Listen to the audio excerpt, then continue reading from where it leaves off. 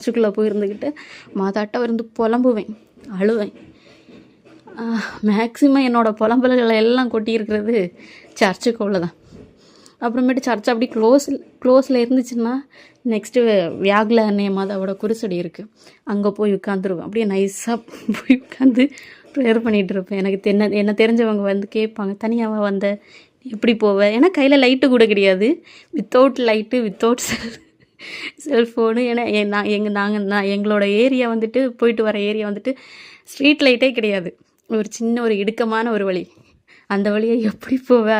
அதெல்லாம் கேட்டாங்க. இல்லை நான் தனியாக போய்ப்பேன் அப்படின்னு. அங்கேருந்து 8:30 இல்லை சில டைம் 9 o'clock அது வரைக்கும் அங்கேயே டைம் ஸ்பெண்ட் பண்ணுவேன். நிறைய பேர் பார்த்துருக்காங்க, ஆனால் யாருக்குமே இந்த நான் அந்த மாதிரி ஒரு சுச்சுவேஷன்லையாக்க அந்த இடத்துல வந்திருக்கேன்னு நான் ஒருத்தங்க கிட்ட என்னோடய பர்சனலாக இது வரைக்குமே நான் ஷேர் பண்ணதே கிடையாது. நான் பட்ட அந்த வலிகள் வேதனைகள் சொல்லி இருக்கிறது எல்லாமே ஏசப்பாட்ட தான். அந்த டைமில் எங்கள் சர்ச்சில் ஒரு ஃபாதர் இருந்தாங்க. என்னோடய புலம்பல்களாக போய் அந்த ஃபாதர்கிட்ட தான் இருந்து புலம்பு. இருந்தாலும் நான் தான் தப்பு பண்ணேன் அந்த மாதிரி போயிருந்து அழுவேன். அவர் நிறையா அறிவுரைகள் எல்லாம் சொல்லி தருவார். அதுவும் கேட்டு அவரோட பிரசங்கத்தையும் மிஸ் பண்ணவே மாட்டேன். சர்ச்சுக்கு போனேன்னா